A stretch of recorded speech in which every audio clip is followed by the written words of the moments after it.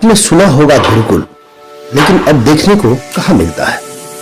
परंतु आज भी कहीं कहीं ऐसा विद्यालय है जहां पर गुरुकुल की परंपरा देखने को मिलती है, जहां पर संस्कार और अनुशासन कुट-कुट कर भरे हुए हैं। आरा में मझुआ स्थित संभावना आवासीय उच्च विद्यालय इसका जीता जागता उदाहरण है, जहां पर शिक्षा के साथ साथ संस्कार और अनुशासन बच्चों के अंदर कुट-कुट कर भरे जाते हैं, जहां पर बच्चों के अंदर आत्मनिर्भरता और सादगी के गुण पिरोए जाते हैं। स्वच्छ वातावरण, सुंदर माहौल, अनुशासन, संस्कार और सादगी का प्रतीक संभावना आवासीय उच्च विद्यालय कुशल शिक्षकों के नेतृत्व में शिक्षा के साथ साथ extra curriculum, sports, music, arts, yoga, PT etc बच्चों को सिखाए जाते हैं, जहां पर हर वर्ग के अभिभावक अपने बच्चों को आसानी से पढ़ा सकते हैं। संभावना आवासीय उच्च विद्यालय मझुआ, आरा।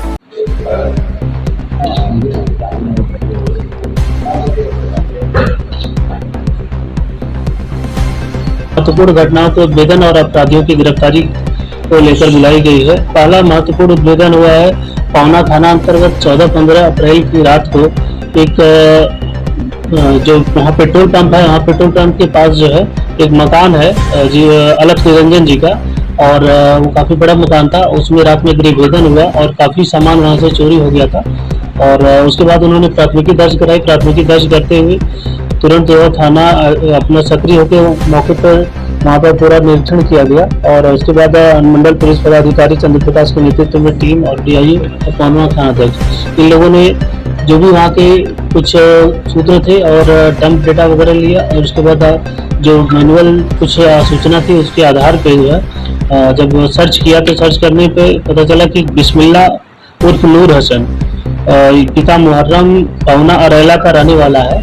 इसके घर से कुछ सूचना मिली कि वहाँ पे कोई सामान है। जब वहाँ पे छापामारी किया गया तो उसके घर से न सिर्फ उसकी गिरफ्तारी की गई, बल्कि सारे सामान जो है आप लोग देख रहे हैं, जितना सामान चोरी हुआ था सारा सामान उसके घर से बरामद हुआ है।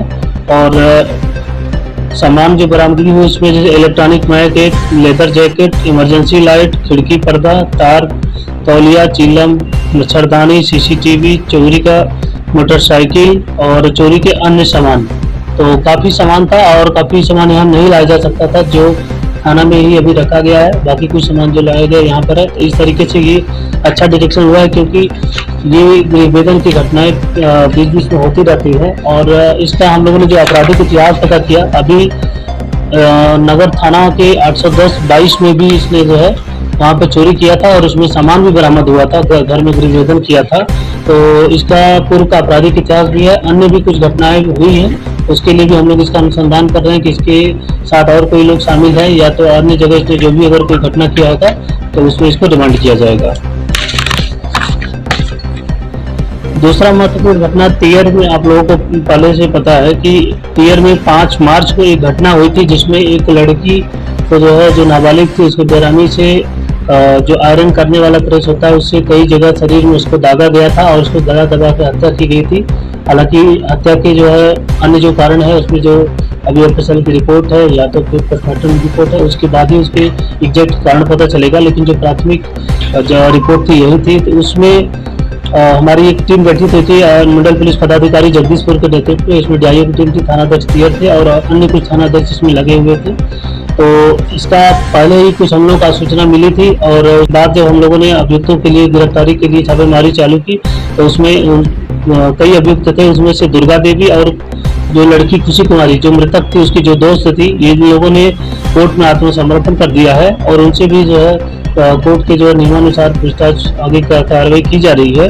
और उनके जो है कि इनपुट पर जो है हम लोग आगे जो अनुसंधान किए, पता चला कि खुशी के ही 2 दोस्त थे गांव के रहने वाले। एक दोनों नीतीश कुमार नाम है अभियुक्त का, एक के पिता फागू यादव, दूसरे के वीरा यादव।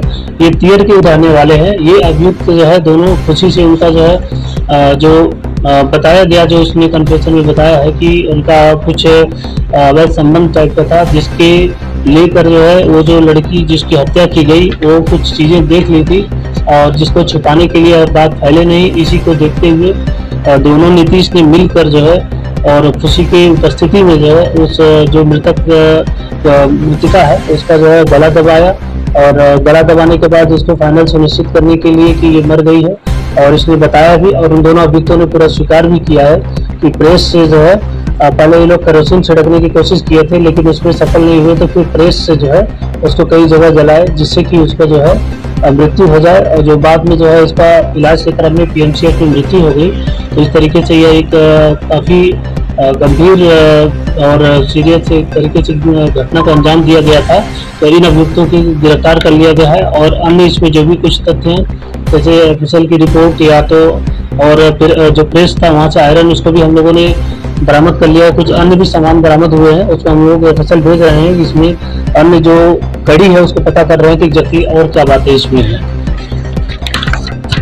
और तीसरी घटना है जो अभियुक्त गिरफ्तार हुआ है कुछ दिन पहले, आप लोगों को पता है कि 31 मार्च को उदवंत नगर थाना क्षेत्र में एक औना के पास में जो है ददन सिंह और उनके भाई जो हैं उनके बीच में आपस में जमीन की लड़ाई चलती थी।